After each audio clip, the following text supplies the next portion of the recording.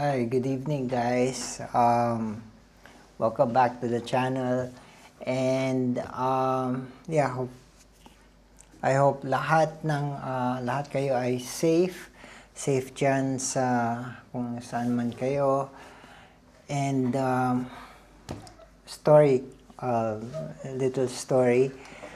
Kahapon, merong drone na nagland dito sa malapit dun sa tinitirahan namin dati.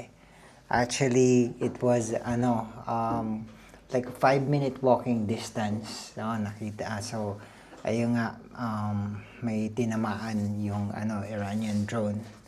So, pero fortunately wala namang natamaan na tao or walang human casualty. So that's good. Yun.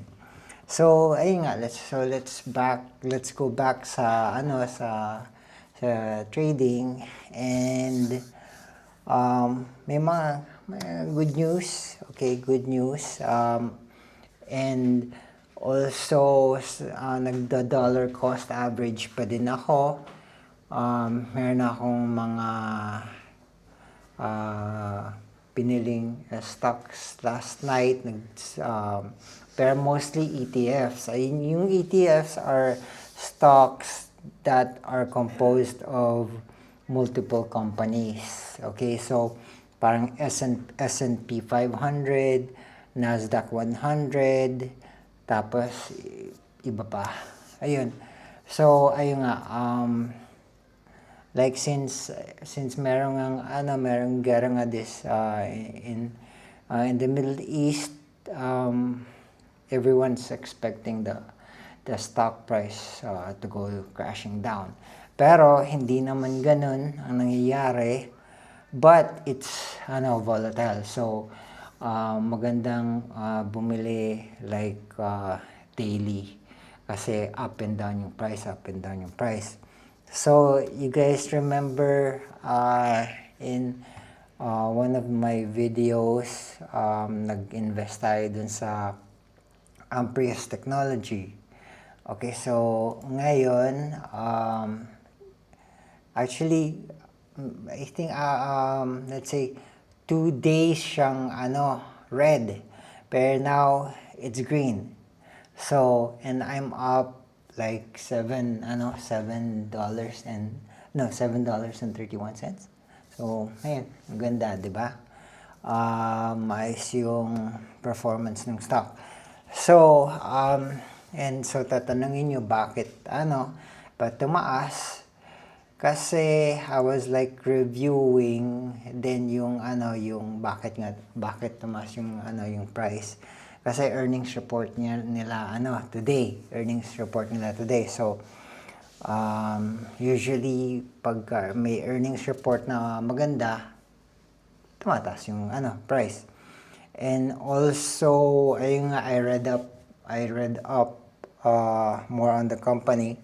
And so they do like supply batteries, okay, for let's say, I think EVs and drones as well. And ngayon dito sa war, I don't know, maybe this is like an assumption lang, but like since they are using drones, baka nga tumataas yung value ng Amprius Technologies.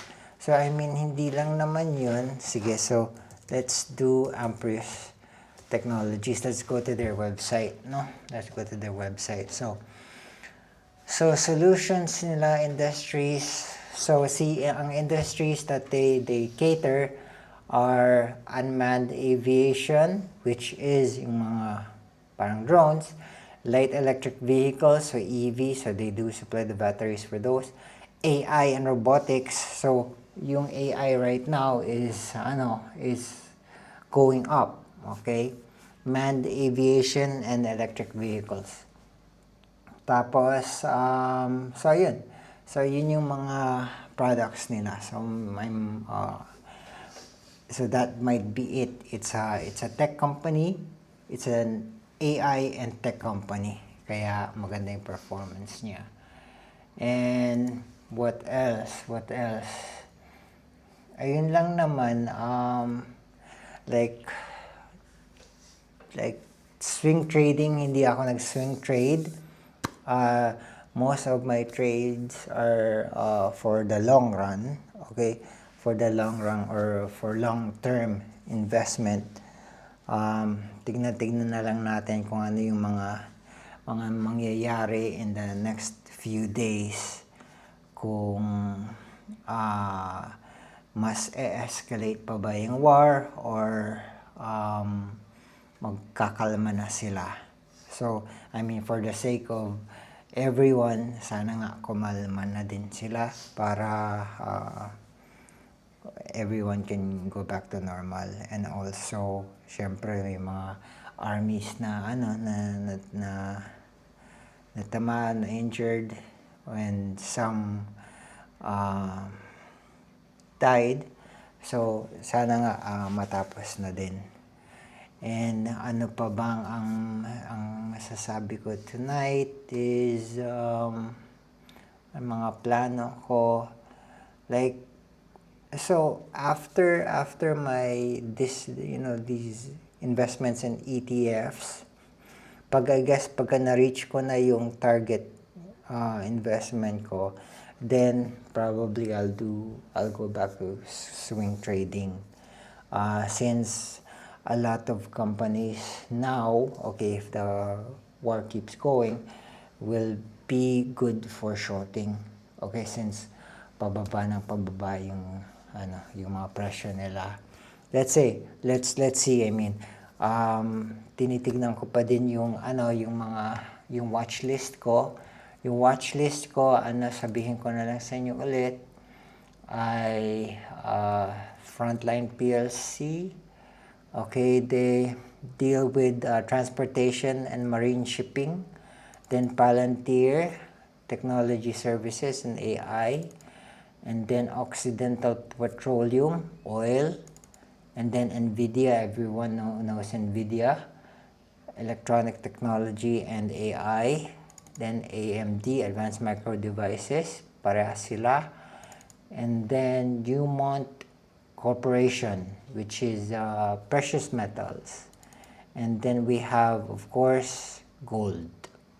Yun lang. Yun yung mga stocks na mga tinitignan ko apart from the ETFs na which I mentioned earlier.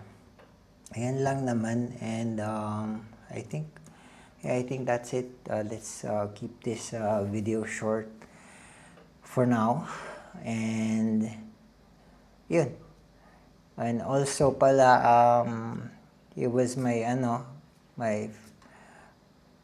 first day at work. So we went to work. I went to the office today. Ayun nga, medyo maluwag yung traffic kasi I guess some people are still working from home, and also yung mga students, they're still doing online teaching because of the situation. I think it will be like that for 1 week. So, ayun nga, the roads are pretty empty. And yeah, ayun nga, so tingnan natin tonight. Sana it's gonna be a peaceful night. Let's see tomorrow morning. We'll see the news again. Okay, so thank you guys for watching, and yeah, keep safe, and yeah, thank you. Bye-bye.